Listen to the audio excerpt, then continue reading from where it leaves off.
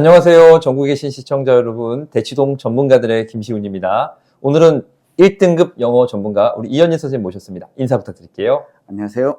대치동 전문가들의 영어 전문가 이현일입니다. 네, 1등급 우리 그쵸? 영어 전문가 이현희 선생님이세요.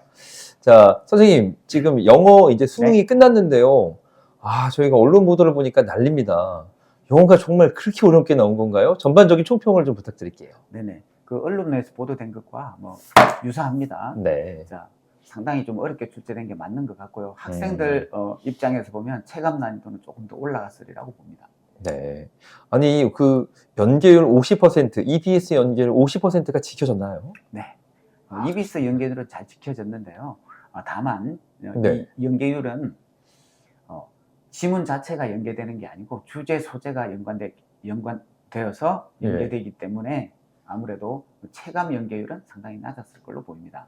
제가 국어를 좀 들어봤더니 국어는 지문이 좀 연계돼서 그래서 학생들이 지문을 만났을 때 물론 문제는 어렵지만 그래도 조금은 연계됐구나 이걸 체감할 수 있었다고 하는데 영어는 전혀 아니네요. 네네. 영어는 주제하고 소재 중심 연계이기 때문에 네. 지문은 다른 내용을 가져다 쓰기 때문에 학생들이 그 연계율을 체감하기는 상당히 어렵습니다. 그렇습니까? 도대체 영어를 왜 이렇게 어렵게 낸 거고 도대체 어떤 파트가 그렇게 어려웠던 건가요? 네, 일반적으로 이제 우리가 어려워했던 부분들이 어렵게 나왔습니다. 대체적으로 빈칸 추론, 그다음에 순서별, 문장 삽입 이런 논리적 추론과 사고력을 요하는 부분에서 조금 어렵게 나왔고요. 다른 내용으로 좀 보자면 지문의 난이도가 좀 길어졌습니다. 단어 수가 조금 더 많이 늘어났고요. 자, 그다음에 단어 수준도 조금 올라갔기 때문에 학생들에게는 조금 어렵게 더 느껴졌으리라고 판단됩니다. 근데 지금 말씀 들어보니까 우리 친구들이 그러면 시간이 절대적으로 막 부족했겠네요. 네, 그랬을 겁니다. 그렇습니까?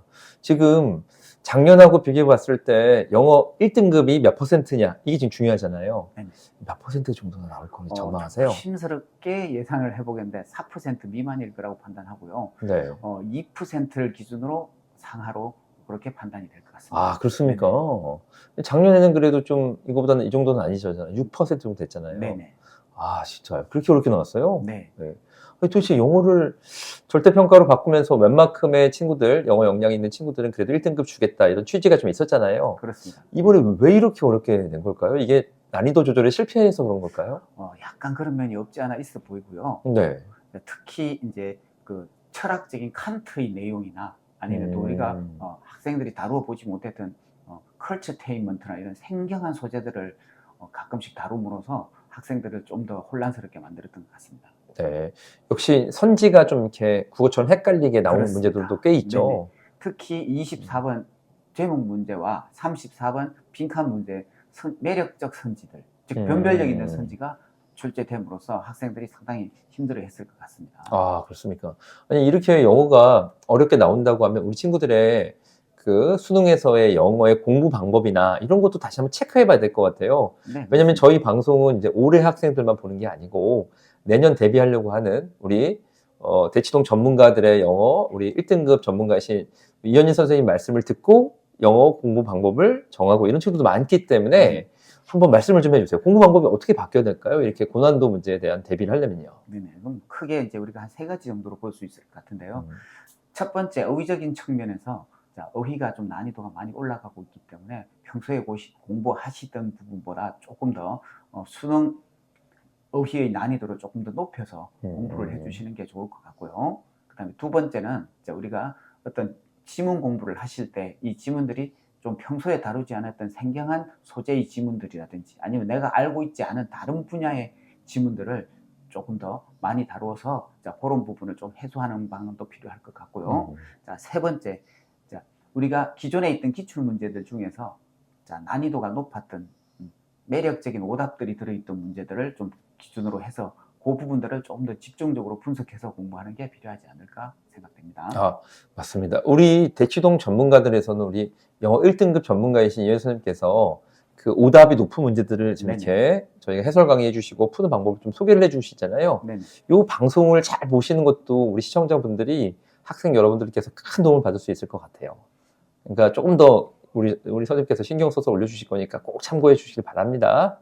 네. 자, 그러면 영어를 이제 시험은 끝났고요. 네. 영어에 대해서 이제 보수적으로 생각해서 이제 여러 가지 전략을 짜고 아마 지원도 하고 그럴 것 같고, 또 내년을 대비하는 친구들 같은 경우에는 영어를 또 차분하게 다시 계획을 아마 점검해보고 필요하면 다시 재정립할 것 같아요. 전반적으로 우리 아주 큰 그림에서 영어 공부 이렇게 준비해라. 당부의 말씀을 조금 해주시면 좋겠습니다. 그래야지 1등급 된다. 네. 이렇게 좀 부탁드리겠습니다. 뭐 영어 공부를 하실 때 또 빨리 당겨서 1, 2학년 때 영어를 끝내고 고3 때는 국어와 수학을 한다. 이런 전략을 짜지 마시고 요즘은 난이도가 상당히 좀 높고 지문들이 추상적인 지문들이 많이 나오기 때문에 국어 비문학에 준하는 수준까지 여러분이 지식이 쌓였을 때 영어 공부가 필요하기 때문에 고3 때도 조금 계획을 가지시고 조금씩이라도 차분히 영어 공부를 조금씩 이렇게 쌓아가시는 게 좋을 것 같습니다. 예. 그러면 꾸준함을 가지고 계속해서 뭐 모의고사 문제를 주말에 모의고사 그렇습니다. 영어 세트를 뭐 한두 세트씩 풀어본다든지 분석하다든지 네. 이런 게 필요할 수 있겠네요. 네, 그렇습니다. 그렇게 공부해 주시는 게 좋을 것 같습니다. 알겠습니다. 네. 마지막으로 이제 전국에 계신 수험생분들 또 그다음에 수험을 앞두고 있는 분들한테 마지막 당부의 말씀 한번 해주시고 저희 방송 마무리하겠습니다. 네, 문제가 어렵다고 포기하지 마시고요. 처음부터 차근차근히 기초부터 쌓으시고 그 다음에 고3 때는 수능에 필요한 그런 부분들을 차분히 공부를 하시면 큰 도움이 되지 않을까 싶습니다. 네, 우리 선생님 말씀처럼 영어는 금방 하루아침에 되지 않습니다. 난이도가 특히 이렇게 높은 시험 같은 경우에는 여러분들이 꾸준함을 가지고 계속해서 학습에 수준을 올려서 실력을 쌓도록 노력해야 되는 게 맞죠? 네, 그렇습니다. 우리 1등급 영어 전문가이신 이현희 선생님께서 그 길을 잘 안내해 주실 거니까요. 우리 대치동 전문가들 꼭 꾸준히 시청해 주시길 부탁드리겠습니다. 네, 자, 오늘 고맙습니다. 방송 여기까지 하고 저는 김시훈이었고요. 저는 수능 영어 전문가 이현일이었습니다. 네, 감사합니다.